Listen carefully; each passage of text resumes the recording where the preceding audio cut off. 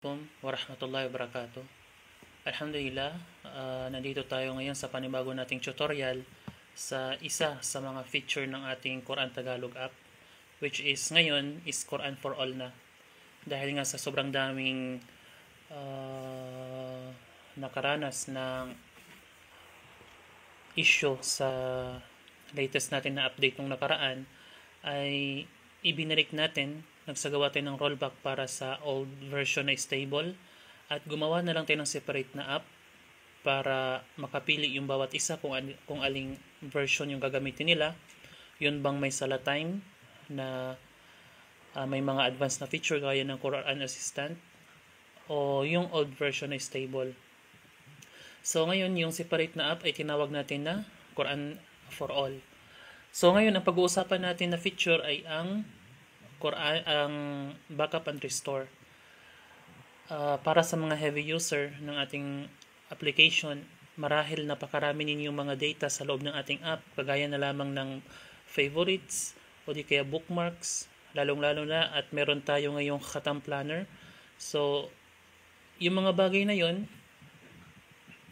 kapag nag-reset ng ating application, kahit hindi man intended, no, may mga time na kung saan kapag nag-update tayo, kahit hindi naman supposedly mag-reset o mabubura yung laman ng data ng ating application, is nabubura siya, which is hindi natin kontrolado, no?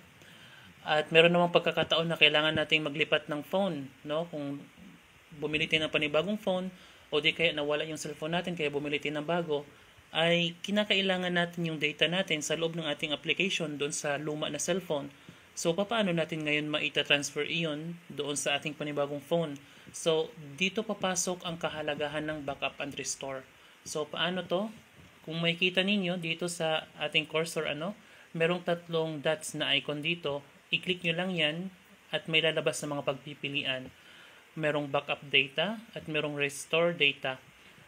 At kung gusto nyong malaman din, meron din tayong nilagay na guide dito. Pero dito is ipapakita natin kung paano ito gagana.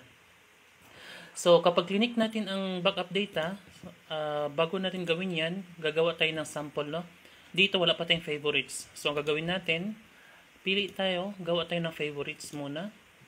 Itong heart na ito yung paraan upang makagawa tayo ng favorites. Kung gusto mong isave itong verse na ito, i-click mo yung heart. Pagkatapos, lagyan mo halimbawa ng note.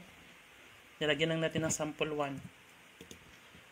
Tapos, pangalawa na favorites, ilagay natin is sample 2. Tapos, meron din tayong bookmark. Itong icon na ito is para sa bookmark. Halimbawa, kung magtatamat ka, gusto mong basahin ang Quran in order, no? Pagkatapos, gusto mong markahan kung saan ka naghinto, ito ang gagamitin natin, itong bookmark.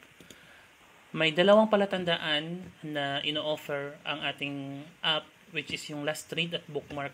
Itong last read is pinaka-last resort na lang ito, no? Kung emergency, kung may pagkakataon na hindi natin inaasahan na na-close natin yung ating application, pagkatapos is hindi mo natandaan kung ano yung last na verse na nabasa mo, at least dito masisave siya sa last read.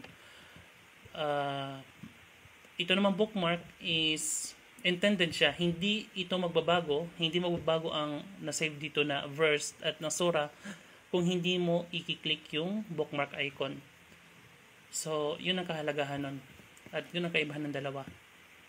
So, ngayon may data na tayo. Meron na tayong last read, ang Surah Al-Baqarah verse 253. At ang bookmark naman natin is verse 254 ng Baqarah. Tapos may favorites na rin tayo. Itong sample 1 at sample 2. At dagdagan pa natin, no? Halimbawa, gumawa din tayo ng planner. Tapos, may mga nalags na tayo na pagbabasa. Halimbawa, nakabasa na tayo ng 45 pages. 45 pages. So, dito sa report, makikita natin, meron na tayong 45 pages. So, imagine, napakarami mo ng data dito sa loob. Pagkatapos, biglang na-reset yung phone mo, nawala yung phone mo. So, sayang yung mga data na ito, mga information na ito. no? Lalong-lalo na dito sa ating mga favorites. So, anong paraan upang maging safe ito? Gawa tayo ng backup. I-click natin itong tatlong dots, tapos backup data. Pagka-click niyan, papipiliin tayo, dadalhin tayo ng ating application sa ating local storage, no? Sa internal storage ng ating phone. Papipiliin tayo kung saang folder natin gustong i-save yung backup file. So, i-click natin ang documents. Tapos, click natin yung use this folder. So, ang pinili nating folder is documents. Ibig sabihin, ang backup file is nasa loob ng ating internal storage, sa loob ng document folder. So, kapag clinic natin itong use this folder, ihingi ang application ng permiso na ma-access yung documents folder natin. So, i-allow lang natin yan para ma-save. So, makikita natin dito, backup created. So, meron na tayong backup. So, anytime, anywhere, pwede natin i-restore yung ating backup. Kung pupunta tayo ngayon sa ating files, sa internal storage natin, tapos punta tayo sa internal storage, tapos documents, may kita ninyo, Quran JSD, no? So, ito yung backup file natin. Kinakailangan na i-safety ninyo to, ang backup file nito. Mas mainam is i-save nyo ito online kung saan man pwede nyo ma-save. Isa din nyo sa Telegram o di kaya sa WhatsApp. Nang sa ganun ay kahit mawala ang phone natin, pwede natin siyang ma-download. So ngayon, paano to i-restore? So halimbawa, ang ating phone is biglang nag-reset, no? Ang gagawin natin dito is ating i-clear ang storage niya. So kapag nag-clear storage tayo, wala yung kaibahan sa pag-reset ng application. Ibig sabihin, ang ating application is magsisimula siya na parang bagong install pa. So, kapag inopen natin ulit yung application, parang bagong install yung ating application, burado lahat ng data. So, grant natin ang permission para sa Sala Times. So, ngayon, may kita natin, wala tayong ka-data-data, wala na yung favorites, wala na yung bookmarks, yung last read, lalo na yung Khatam Planner, wala na tayong data dito.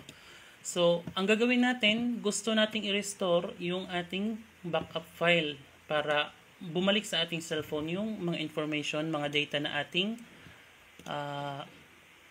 na-save. So, gagawin natin yung 3 dots, tapos is restore data. Dadalhin niya tayo sa ating internal storage. Tapos, kung inilipat nyo ito or wala sa cellphone nyo, so kinakailangan na hanapin ninyo sa inyong local storage kung nasaan ang backup file. Kung halimbawa, dinownload ninyo from online storage, kung saan man na cloud ninyo ito dinownload, so marahil nandun siya sa download folder, so hanapin ninyo. Pag nahanap nyo na, i-click nyo lang, pagka-click nyan, data restored. So nandun na automatic, no? Napakabilis lang. Nandito na yung Khatam Planner natin, may 45 pages na tayong nabasa, kagaya ng ating sinave. So sa report, may kita natin dito, 45 pages. Tapos, yung bookmark natin is nandito, verse 254.